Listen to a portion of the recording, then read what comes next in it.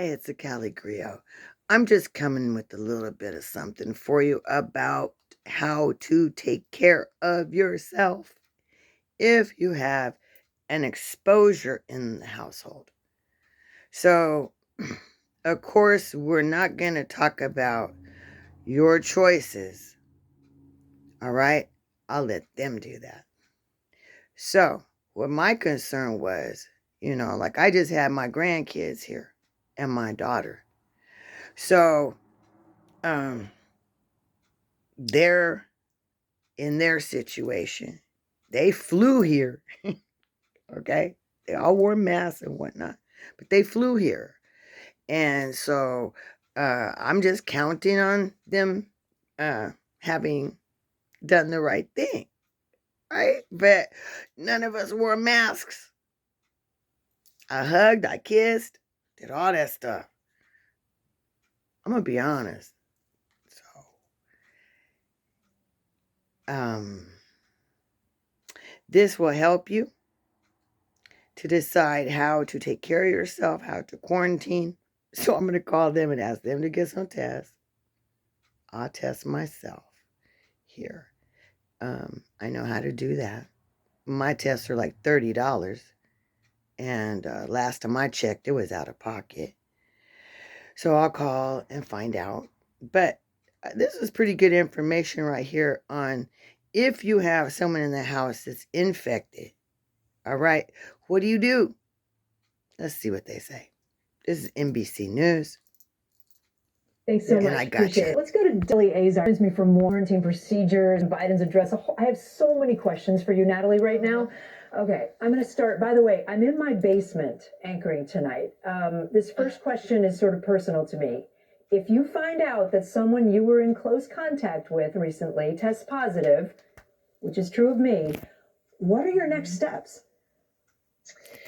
So technically speaking, if you are vaccinated and exposed, you do not need to quarantine, and you do not necessarily need to test. And this is all predicated on remaining asymptomatic, okay, and vaccinated, right? So vaccinated with exposure, asymptomatic, no need to quarantine, and no need to test, but they do recommend still in the CDC guidance to wear a mask for about 14 days after that exposure in public spaces, just so you are sure that you're not going to inadvertently infect somebody else.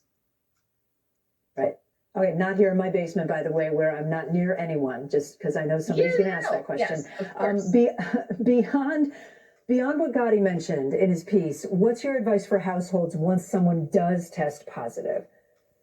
I'm just blown away by the deja vu of this. Like, we were literally having this conversation 2 years ago when we said, if you really can isolate, the sick member of the family and have one designated person to take care of that person, right? Wearing a mask and wearing gloves. But realistically, Kate, it is difficult, right? I have had patients who have, a 5-year-old who is infected. You can't keep a 5-year-old in a room for 10 days. That's just not going to work. So I think the most important thing is that everybody in the household, if there's any shared space, is wearing masks. To the degree that you can, you try to have one person interacting with the infected person as much as possible so that you're just limiting the potential exposures. And that's really all you can do. And you heard the president saying that there will be this federal government effort to provide 500 million at-home tests. It doesn't start, though, till January. Is it too little, too late? Look, I mean, I'm always reluctant to be overly critical because I think it's been a challenge, to say the least, from the very beginning.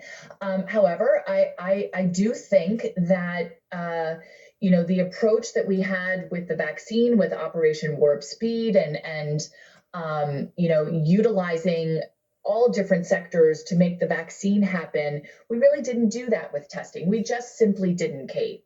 So triggering the DPA now is obviously necessary, and I think it's a good thing. And I do anticipate that we can get testing up to where it needs to be. But look, 500 million tests for 350 million Americans. We should have enough tests in this country that every family could test themselves twice a week if necessary.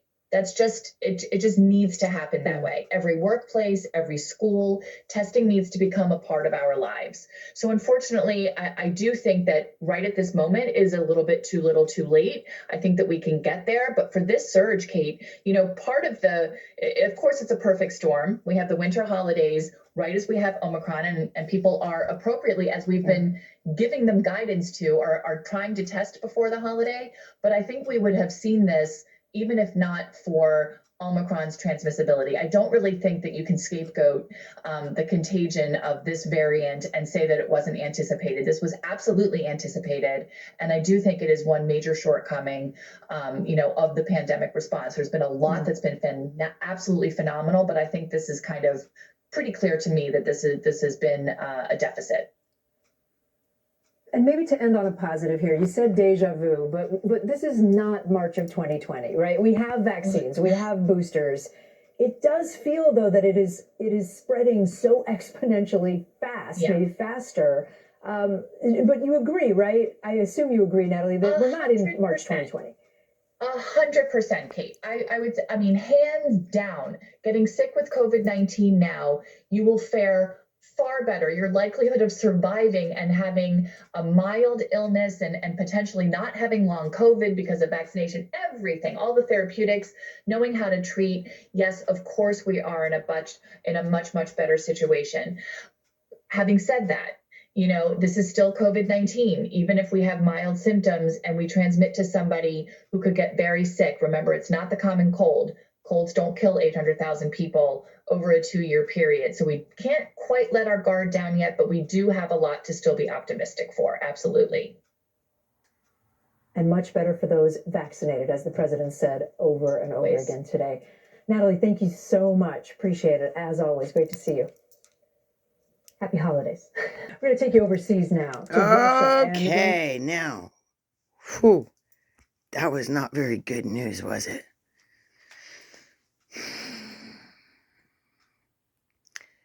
Masks, and more masks. I think I'm going to make some more masks. I make these masks and I put a sanitary napkin, a thin liner on the inside. Did you see that purple mask I had on when I did the little cooking show thing with Busy Bumblebee? That's something I made. All right. So inside of it was thick. I mean, the little panty liner was just enough to cover this much. And then you still had the cloth. So there's ways to even work with that, but you have to wear them. That's the big deal. Have to wear them. Otherwise, it just won't work without wearing them. So that's what we got to work on. Washing our hands, wearing them, and keeping the windows open. Now, I don't know if I told you, but one of the reasons for smudging, and they always say it's a cleanser, well, they mean a spiritual cleanser, but since this is airborne, what happens is it catches on to dust, smoke particles. It'll ride on a smoke particle. You open the window and a lot will go out with the smudge smoke. So that's why I burn my lavender, my roses, and I put my little essentials. A lot of times I put eucalyptus.